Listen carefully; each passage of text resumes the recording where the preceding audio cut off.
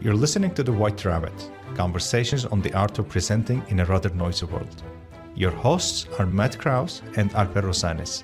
Matt helps leaders of international companies speak, write, and present with confidence. Alper is a communications trainer and a startup investor with a diverse portfolio of companies in Barcelona. If you like this podcast, please share it with friends and colleagues. Now, on to Matt and Alper for today's conversation. Alper, we've done, on a previous episode, we spoke about resistance from the audience. Yes. But today you would like to dive into something more specific, and that is resistance during the sales process. Tell me, what do you mean by that? What's on your mind?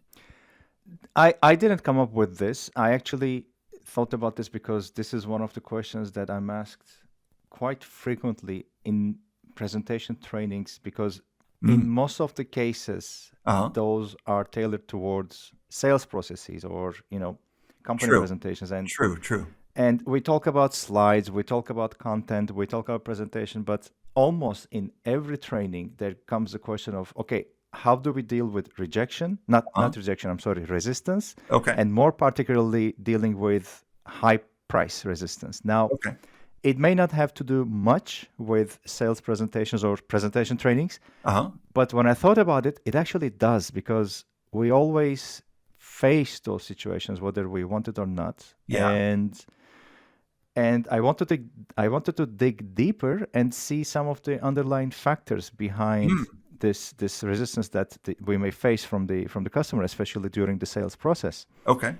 And I was able to come up with two categories of factors. Actually, there is the rational factors that contribute to especially the high price resistance in sales, and then there are the emotional factors. Okay.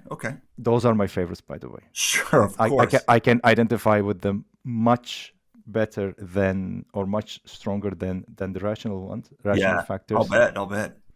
And when I dug deeper, I found that there are actually ways to tackle these resistance points. They're not, just like with anything in life, they're not fail-safe, they're not foolproof, they are not 100% guaranteed. Okay. But I believe the lack of them, and I'm going to talk about them in a minute, I believe the lack of them can pave the way for leaving that presentation, leaving that encounter with uncertainty and ambiguity well after you leave the room and I see. Things don't proceed. Okay. So in terms of the rational factors, I think the perceived value of what we are proposing in the presentation or in the meeting in general plays a crucial role. And everyone may have an idea of what a perceived value is. So I wanted to, you have it, I have it, people you can ask, they have it, but I wanted to find a more general idea of what that is. And I came up with, no, I didn't come up. I came across the idea that it's actually a very subjective assessment that the client makes when you talk to him or her about their product's worth.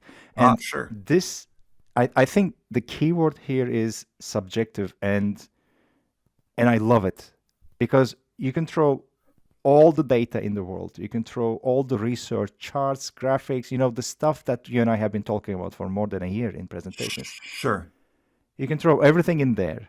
And in the eyes of the other person, in his or her subjective assessment, if they don't see it as worthy, based on their own perception of its benefits and costs, that information is not going to mean anything. Okay. And this perceived value is not just about numbers. It's not just about the price tag of the product, of the service that we're trying to sell. It's an encompassing overall value proposition, let's say. And I love the fact that although this is under the rational factors, I love the fact that it is strongly connected to the heart. And I think the perceived value is something that you determine not with your brain, but more with your heart. Well, that's at least my personal opinion. Okay. So, tell me. And there can be other rational factors as well. Like, the simplest one could be, well, we don't have the budget, so you may be faced with budget constraints, or they may not see the value, they may not see a good ratio between the cost versus benefit. So you may have to address those in your presentation as well if you believe that you can provide a good cost benefit ratio, or simply they may not be able to see the return on the investment that they're going to make. So the question is, how do we include these in the presentation? Of course, I'm not talking about just throwing bunch of numbers, chunks of information, because there's also the emotional factors, which I'm going to dig deeper in a minute. Yeah. But these 4 things are items that I think should be on our checklist before going to the presentation, or before going to the meeting when preparing the presentation, and cater to the needs of those people who are more analytical and objective. Okay. So those are the rational factors. And on the other side of the coin are emotional factors that can play a role in high price resistance in the sales. Okay. And that is my favorite part, because like I said in the beginning, I can identify much more stronger with those than the rational factors. And in this area, we're talking about, say, fear or anxiety about making the wrong choice by the customer. Or they could have a strong desire to avoid risk at all costs, or simply they might be worrying about the financial implications of the sale and spending the resources, the company resources, or their own personal resources. So these are some of the things that can go into play on the emotional side. Sure. But I don't believe people are divided like black and white between, hey, are you rational or emotional?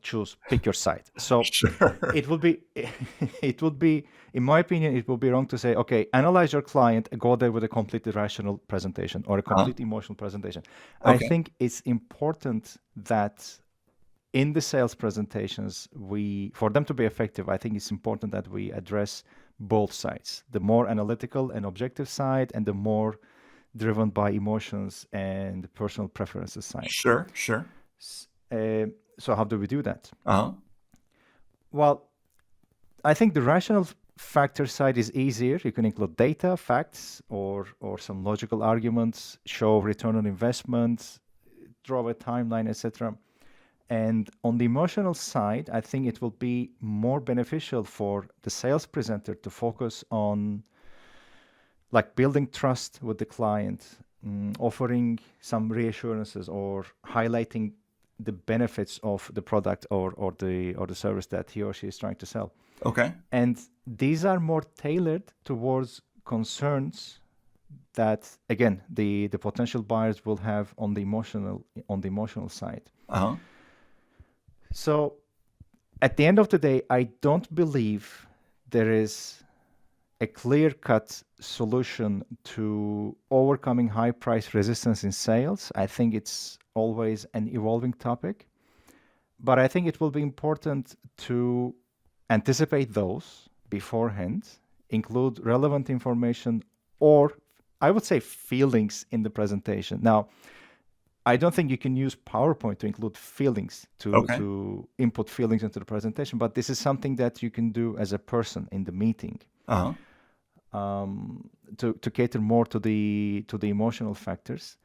And I think this also underlines the importance and the value of analyzing your audience before you interact with them. And if necessary, and I think if is redundant because I think it is necessary, that you tailor at least the opening of your presentation, the opening of your interaction, to cater to the needs of the person or people in front of you. Okay. So there is a big amount of homework to do beforehand. I'm not even talking about in the meeting room. I'm talking about before. There's a good deal of homework to do before we start the encounter, begin the encounter with the people. But I think the rewards are worth the effort, because if you can deal with this resistance in sales during the presentation, during the meeting itself, I think it would be a great way of avoiding a lengthy process of ambiguity or even buyer's remorse after the meeting, and be prepared for it in a better way. I have a kind of a case study that I want to run by you, and I want to hear your diagnosis. Is that cool? Sure. Okay. So common thing that I run into in sales meetings is that the client is basically kicking the tires. This is what I refer to as the other fish to fry form of resistance. Yeah. And the client is thinking, okay, well, in my business, I've got 10 things that I need to take care of. And Matt can help me with number 4, but I've got to work on the first 3 first. So it's nice to kick the tires. It's nice to talk to Matt, but I've got these other 3 things that I need to do first. Would you, how would you even try to address a concern that, or a form of resistance that really doesn't have to do with you?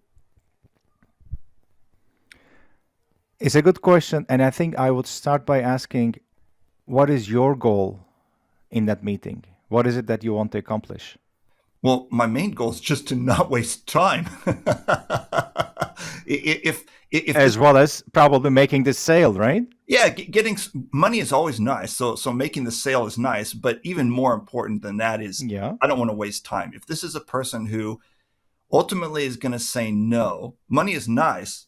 I'm not going to deny that having a bigger bank balance is, having a bigger bank balance is always nice. So I'd love to get the sale. But if the answer is going to be no, then I want to know that quickly. I don't want to sit there through a long sales cycle and then finally have the client say no because they're thinking we need to do these other 3 things first. So I agree with that. What would you do in that case? I think you answered your own question. I think I would want to get to the no as soon as possible. Look, if it is going to be a no, I don't want to waste 45 minutes of your time or my time if it is going to be a no. Okay. And sometimes that happens. Sometimes you know it from the beginning. There is no need to beat around the bush. It's okay. I mean, it could be a complete waste of time and resources to have the meeting, to go to the meeting, and to realize like 10 minutes into the meeting that there is not going to be a match and this is going to be a no. I don't think at that point there is need to have fake courtesy, kick on the tires, waste the other person's time, your time in this case, and ultimately end up with the inevitable no. So if you feel that, let's get to that as soon as possible. In fact, we might even have an entire episode on getting quickly to the no. Yeah, and I think it deserves it. Before we run out of time for the day, so I've got another case study question for you. Go ahead. And the case study question here is potential customer does not like vendor personally. And of course, I never have this problem because everybody always loves me. But let's say, yes, you're the most lovable person on the planet. Let's say that the potential client is sitting there across the table and they're thinking, this is the perfect solution. This is exactly what I need. But man, I hate this person. I don't ever want to see this person again. Is there, well, maybe it's not that severe. Maybe they just have simple reservations or questions about working with you. Is there any imagery that you talked about the emotional side, and I'm wondering if there's any imagery that you could use in your presentation to, I don't know, put the potential client in a better mood, so that if the potential client might in the future be on the fence, they're not going to be on the fence anymore because they're going to be in a better mood and they're going to be more likely to personally feel good about this transaction that they're considering. Is there any imagery that you would use for that? Can I start answering that with a quick question? Sure, of course. Why do you believe the client is sitting on the fence in the first place? What is missing? Because the client has identified this as a priority problem. The client is acknowledging that your service is a good fit, but for some reason the client just is not pulling the trigger. They're not pulling out their checkbook and giving some money right now. Maybe they're saying something like, we need to interview some other contestants or something like that. So there's a good fit, and the client has identified you as the top priority, or your service is the top priority. But the client, for some reason, the client is just dragging their heels, and maybe you don't even know why. If I were to find myself in that situation, and that's a very valuable information that you give, by the way, if you are able to feel that as the vendor or the practitioner in this case, I think I would just ask about it. I would just declare that, hey, I have this feeling. I feel that there's a good fit between your need and my service. Okay. But I also feel that you don't feel fully comfortable in giving me the green light. Is there something I could do to build on your trust, to offer you reassurances, or, alleviate your worries about our engagement? I think I would just ask that. Yeah, it's a good idea. And by the way, we're about out of time for today, but we should definitely dive deeper into this. I mean, there are some podcasts that deal with this topic alone, and they go on for years and years talking about this one particular topic. So there's plenty of material to talk about here. Sounds good. Let's do that. Yeah. All right. So I'll see you next week then. Take care. Bye-bye. All right. Thanks a lot. Bye-bye. Thank you for listening to The White Rabbit with Matt Krause and Alper Rozanes. You can subscribe to the podcast on Spotify, iTunes, or through your favorite feed.